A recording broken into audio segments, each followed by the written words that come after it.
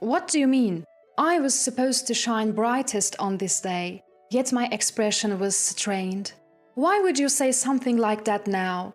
My mother came rushing in as soon as she heard my voice. It was just before my wedding. Despite being in a dressing room, it was not the place for raised voices, but I was at my wits' end. My name is Emily. I'm a 28-year-old employee. My father is a somewhat well-known business owner in our hometown, and I was able to graduate from college without any financial difficulties. However, my parents were always strict about the value of money, so I never wasted any. Since high school, I didn't receive any allowance and worked part-time. My local friends sometimes called me a down-to-earth lady, even though I was supposedly well off. But the truth is, I never thought of myself as such. During work, I saw a familiar face at a client's. It was my senior whom I liked in high school. His name is Tyler. He was popular for his good looks and because he was a member of the soccer team. I was the manager of the team and we used to talk a lot, but Tyler, 2 years my senior, retired that summer. Our contact faded away and he graduated. Could it be Emily? Tyler recognized me and called out. That brought back a flood of memories. He was as handsome as ever, and his suited-up look was strikingly different from before. After dating for a year triggered by that encounter, I got an official proposal from Tyler. I was ecstatic to prepare for our wedding. But Tyler would just say, "Do as you like, Emily," leaving everything to me. I was a bit displeased, thinking maybe he didn't care about the wedding. But since he told me to do as I liked, I decided to do just that. When we went to view the wedding venues, Tyler seemed somewhat restless. I didn't pry then, but it later turned into a big issue. After viewing several venues, I expressed my preference, but then Tyler surprisingly stated, "I think this one is better." It was the first venue we visited, the one where Tyler was acting uneasy. It was a beautiful hotel with great food, so we decided on that venue. Tyler, who seemed to have no interest in the wedding, suddenly started actively participating in the planning. When I saw the venue, I got motivated, Tyler said without me even asking. Our assigned wedding planner was a woman named Palma, who was the same age as Tyler. Her overly friendly demeanor bothered me. I wanted to keep the wedding preparations within our budget, but Tyler agreed with whatever Palmer suggested, and before I knew it, we had gone over budget. There was a dress I desperately wanted to wear, and I wanted to allocate the budget for that, but it seemed impossible. When I talked to Taylor about it, he said, "Just ask your parents to pay for it, Emily. They'd surely help out with that." But I wanted to avoid that. I didn't want to throw a wedding that was beyond our means by relying on my parents for expenses. When I came back from a restroom break during the meeting, it appeared Tyler had mentioned this to Palmer, and she insisted I needed that dress. "It's a once-in-a-lifetime event. You'll regret it if you don't wear what you want, even if it means going over budget." I understood her point, but her overly friendly manner and tone that seemed more like a friend than a planner irritated me, and I refused her suggestion. When I tried on a dress within our budget, I surprisingly liked it on me. If we were to spend more money, I thought we should spend it on the guests instead. I came to terms with this myself. When I tried on the dress, Grieve, who was in charge, said something that bothered me. "Do you know Palmer?" When I denied knowing her, I thought Grieve seemed troubled. But I was so excited about my first wedding dress, I couldn't dwell on it. One day, when we were about to go for a wedding meeting, Tyler said he couldn't make it due to sudden work. Reluctantly, I went alone. Then, instead of the usual Palmer, Grieve showed up. Palmer had taken an unexpected leave, and Grieve was filling in. I found it easier to talk to Grieve. I took this opportunity to say that I wanted to change the plan recommended by Palmer, and Grieve agreed after hearing me out.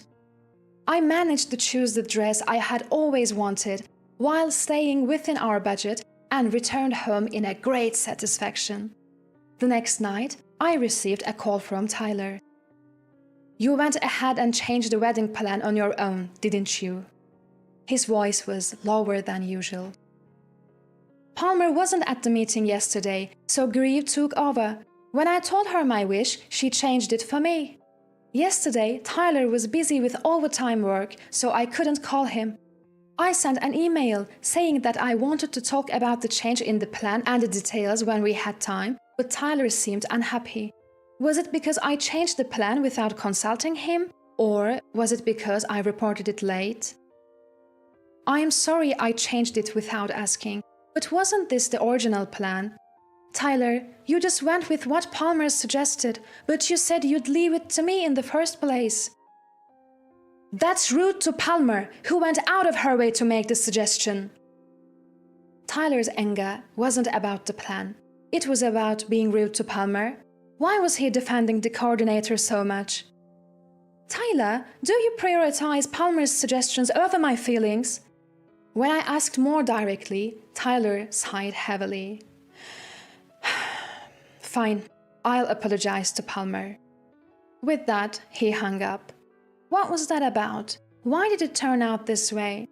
I was troubled, but I didn't want to ruin the wedding, so I apologized to Tyler the next day. I didn't know exactly what I was apologizing for, but I said, "I am sorry about yesterday." Tyler responded tersely, "Yeah, it's fine. I've already apologized to Palmer." Hearing that name again irked me, but getting angry now would defeat the purpose of my apology. I swallowed my feelings. Then Tyler suddenly changed his tone and began to speak. "Oh, by the way, about our new home." "Huh? New home? Aren't we moving into your company's apartment? We planned to register our marriage a month after the wedding on my birthday. Since we could move into Tyler's company's apartment, we thought it would be cheaper and decided to move after the registration." Despite that, Tyler shook his head. "I thought about it, and living surrounded by my co-workers might be uncomfortable for you, Emily. I hadn't really thought about it, but my time at home was limited since I was also working. We had discussed maybe moving in the future, but for now our current place would do, or so we'd agreed." And then, out of nowhere, Tyler dropped a bombshell. "Hey, what if we ask your father-in-law to give us some land, and we build a house there? I'm sure he'd do at least that much for his darling daughter, right? We can put it in my name, so it'd be better if we register our marriage first, wouldn't it? That way, once we're married, we can start right away." Hold on, what? I remember thinking during our wedding preparations that Tyler was relying too much on my parents' wealth. It was time for me to put my foot down. I've told you before, I don't want a life where we depend on my parents. And asking them to give us land is completely unreasonable. Both my mom and dad are very strict about money. There is no way they'd just hand it over. Surprised by my response, Tyler lost his momentum. "I see." With a sullen expression, Tyler fell silent. Even though there was a sense of unease between us, the wedding day arrived. Until now, Tyler might have had the idea to lean on my parents because he was still single, but I believed that getting married would make him feel more grown up and responsible. With that in mind, we went ahead with the wedding. As I entered the waiting room, only Palmer was there to greet me. As soon as she saw Tyler, she left the room. Tyler followed her out. Watching this, one of the staff members in the room seemed to sigh. Despite the uneasiness, I tried to keep a smile on my face, determined to make this the best day of my life. Despite that, Grieve, one of the staff members present, said something unthinkable to me. "Your life is over, you know." "Excuse me?" When I asked her what she meant, Grieve gave me a stem look, and she said, "Are you sure you want to marry that man?" "What do you mean?" These weren't the kind of words you'd expect to hear from a wedding venue staff member. As I stood there confused, Grieve continued. If you don't mind me saying so, that man is cheating on you." The other staff members looked away. Not understanding what was happening, on the verge of tears, I shouted out, "Why are you saying this now?" My voice echoed down the corridor. My mom hurried into the waiting room. She tried to calm me down, while Grieve, too, apologized and tried to get me to sit down.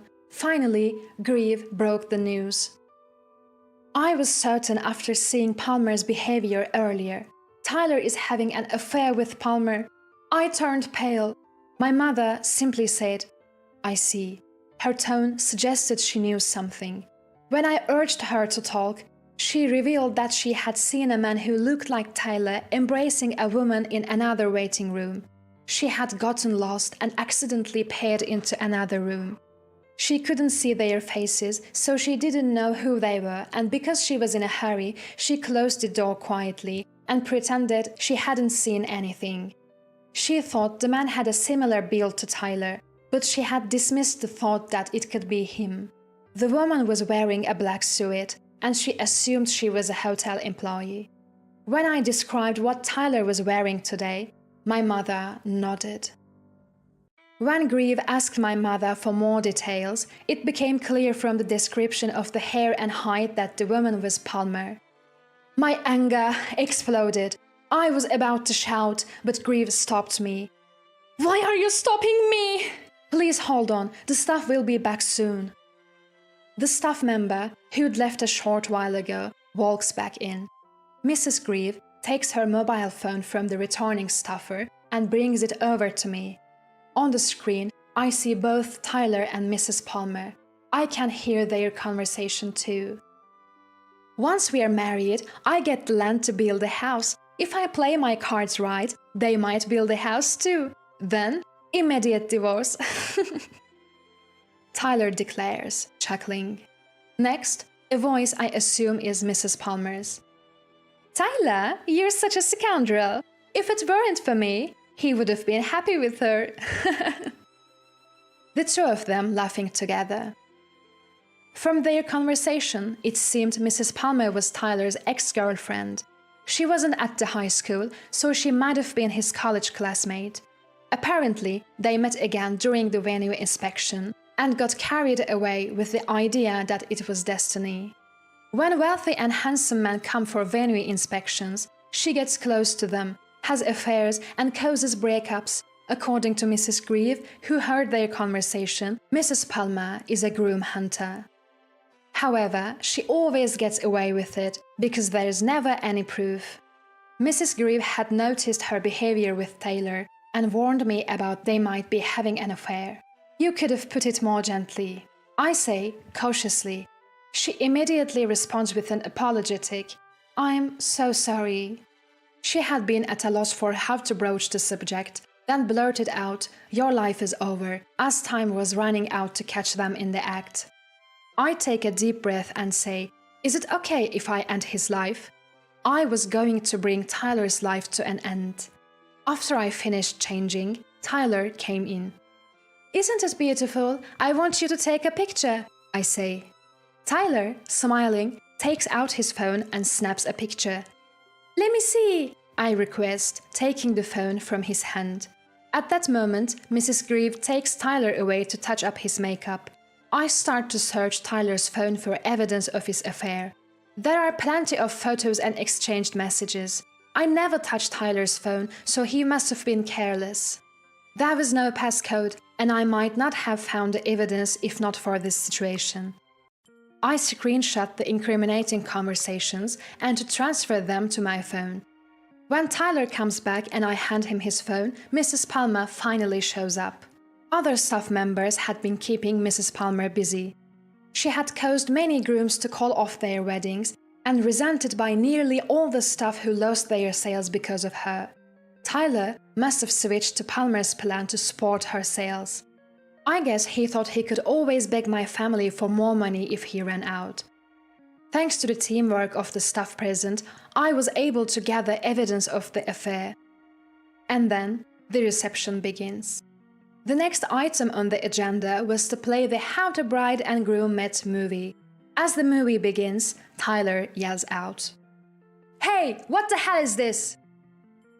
The screen displayed footage of him and Mrs. Palmer in a different room, acting intimately. All these were evidences of his infidelity, captured by me in screenshots. A furious yet pale-faced Tyler. I saw Palmer trying to leave the venue, but she was stopped by Grieve and her staff. The hall buzzed with commotion, Tyler's college mates looking at the pair with scornful eyes. I took the microphone. "Given the circumstances, I must apologize. Everyone will return the gift cards from the party. Please enjoy the food and treat this as a dinner party." I glared at Tyler. "So, you were after my family's money all along, huh? What's this about rekindling with an ex-girlfriend who works at the venue? Isn't it odd to speak of destiny when you're the groom and she's the staff? The red thread of the fate is supposed to be severed, right?" As I said this, I was met with applause of agreement from the audience. "I'm glad we didn't complete our registration. You were about to tarnish my family register. I'm satisfied just being able to wear this dress and take pictures. I will sue you for compensation in the divorce trial for your affair, as well as the wedding expenses." Unsurprisingly, the wedding was cancelled. I returned the gift cards to my invitees. My disgruntled father, who had witnessed everything, arranged for a lawyer, and I went hard after Tyler. He had to pay every penny for his cheating, for breaking off the engagement, and for the wedding expenses. And not just Tyler, but Palmer too. After a while, I received an apology from Tyler. It was a momentary lapse in judgment. I realized that I truly love you, Emily. Please, let's reconcile. How dare he say such a thing? People like you are bound to cheat again due to such lapses. You don't love me, you love my family's money. Well, after the hefty compensation from the divorce trial, I'm fairly wealthy now. At this, Tyler's face turned red with anger. You are a failure as a wife if you can't forgive a single lapse. Seems like that was his punchline. Well, I'm not your wife, so call me a failure or whatever you like. Laughing, I hung up the phone. Word about Tyler and Palmer spread among our classmates. It even reached their bosses and co-workers, and they had to quit their jobs. They sent me emails full of their misery, but I blocked them. Palmer abused her position to use a groom's contact information for personal use. She was sued for damages by her employer, and I sued her for compensation. She lost her job and had to work at a grocery store, looking completely exhausted. This is what I heard when Grieve came to apologize. As for me, I immersed myself in work. Work is enjoyable, but now I'm looking forward to joining a marriage party to find someone I can truly marry.